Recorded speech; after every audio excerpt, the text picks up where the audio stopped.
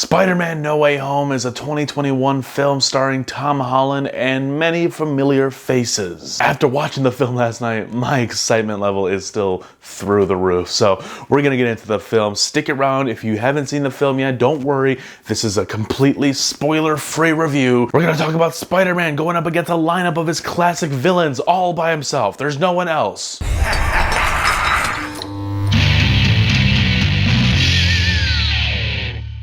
What's up, everybody? Welcome back to the Has Project. I'm John Ordalaza, and today we're talking about Spider-Man No Way Home, the film, not the rumors, full-on movie. As I mentioned, this is a completely spoiler-free review, so if you haven't seen the film yet, don't worry. You can stick around, get a little vibe of what the film's like, and then stick around for next week, because I will be posting a spoiler talk video where I talk all about the nitty-gritty spoilers and the surprises and stuff. I need to give a thanks and a shout out to Michael Giacchino for his absolutely incredible work on the score of this entire trilogy for Tom Holland. I loved his Spider-Man theme. It's so heroic and it fits this new iteration of Peter Parker, Spider-Man. And in this one, he got to play around with it a lot more than I could have ever imagined. Sometimes I'm not the biggest fan of when they reuse soundtracks from different films. Like, if you guys remember my review for Wonder Woman 84, when her flight scene happened and it was some different song. Like, it wasn't a song composed by Hans Zimmer. Maybe he like remastered it a little bit, but it wasn't like unique to that soundtrack.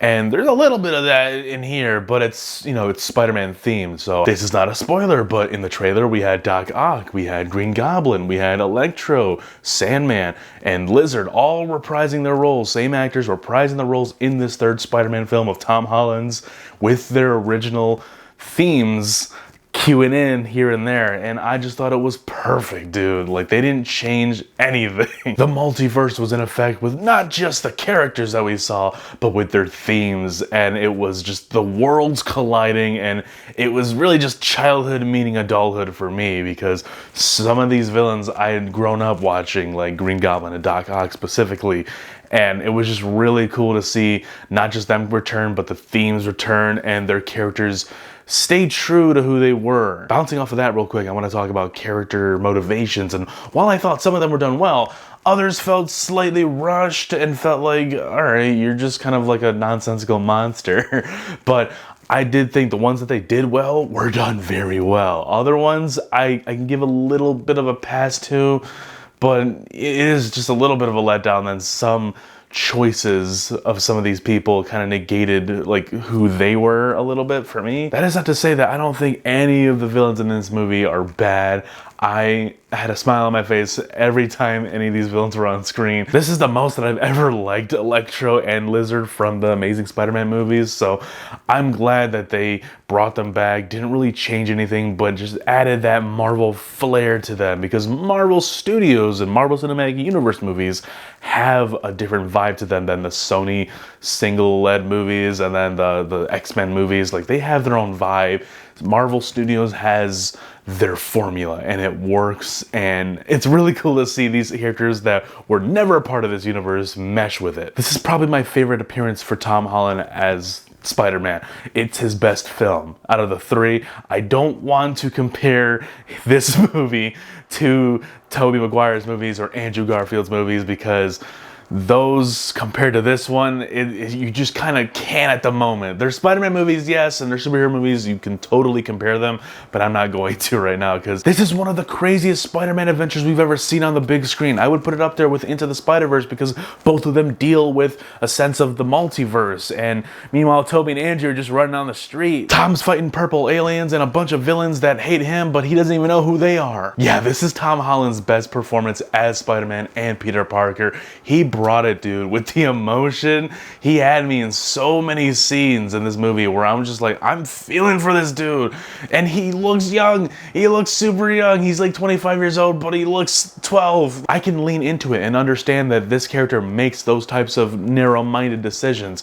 And dude, they kept him young. Like, they focused on him at a very young age for the entire 5-6 movies that he's been a part of. Andrew graduated in the beginning of the second film. Tobey graduated in the beginning of the second act of the first first film. So that's something that I really love about the Tom Holland trilogy, how they focus on him being a kid and they stay true to that version of Peter Parker and Spider-Man. And it's something that the Tobey and Andrew versions didn't really get to do all that much. Zendaya and Jacob, who play MJ and Ned in this movie, they were great, dude. I love them the most in this movie than I have in all the other ones. Of course, Ned steals the show in my opinion with like him getting his girlfriend in Far From Home. They still make me laugh. He just fits that Marvel formula so well. Like his comedic timing is really good. And even Zendaya, she's pretty funny, and her heartwarming scenes in this movie just make up for, you know, the lack of MJ and Pete in the first movie. Because first one, he's crushing for another girl. He's crushing for the Vulture's baby. Far From Home kind of abruptly took Pete right down MJ Avenue and thus began the crushing. But it was a little jarring at first, but they are good on screen together, dude. They really are. And they ramp up that connection between the two. I buy into these two being a couple and wanting to stick together no matter what's going on, no matter how many people in the world find out that he's Spider-Man. Some people might think the plot of this film gets a little crazy and slightly convoluted. Some people might think that. I'm not that person. I can see the overall plot thread throughout the entire movie, regardless of all of the multiverse stuff. When this movie picks up and everyone figures out that Peter Parker is Spider-Man, that's where the root of the plot starts. Peter feels guilt for dragging in his friends and his family. He feels like he's responsible for that and he shouldn't have done that to their lives. He feels like he messed everyone's lives up that he cares about. This is one of the most mature plot threads I've seen for a kid character like Peter Parker, and I liked it, dude. I liked how they told this story of him trying to figure things out on his own despite having, you know, Doctor Strange at his disposal. Like, come on. But the general consensus of a kid is they make mistakes. They learn from them. And that's the great thing about Tom Holland's Peter Parker. He pulls off that role very well in making those mistakes and learning from them and bettering himself and bettering the people around him. And I just loved how they told that story in this movie. The action set pieces were insane. And the scenes, the sequences with the classic villains clashing with this new Spider-Man, I could not believe what I was seeing, dude. Like, William Dafoe is back. Dafoe and Alfred Molina are back playing their iconic roles to perfection. And Jamie Foxx gets to step back into the role of Electro, but with a slight twist to it. And I loved every change they made to him. The special effects, dude, they were pretty wild. You got Doctor Strange in here, so of course you're gonna get a little bit of wackiness, a little bit of madness. And I loved everything of that. All of that stuff involving Doctor Strange I thought was brilliant and it looked amazing. And dude, it's that third act. I really want to die spoilers. I guess some of the gripes, I had already mentioned one of them, how some characters' motivations felt a little rushed and a little what? So I can give him a little bit of a pass, but if I have to point something out, yeah, it's gonna be that, because some of it can come across slightly lazy. And I guess if you really want to poke at it and just be that nitpicky person, I still would have liked to see more of a grounded trilogy for Tom Holland's Spider-Man. I wish we got more street level stuff for him, because that's a great world that they were setting up. Don't get me wrong, I love seeing Spider-Man fight alongside the Avengers going up against a big purple alien. I love that shit.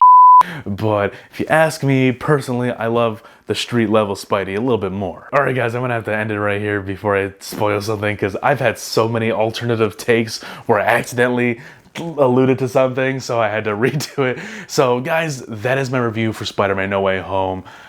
It was an experience. I loved it. I think it really served as a conclusion to the first Tom Holland trilogy, because it looks like we're going to get another one. We're going to get a lot more Tom Holland. He is not done playing the web crawler, and I'm excited for it, dude. He's earned the title of Spider-Man in my eyes. He's our new Spidey.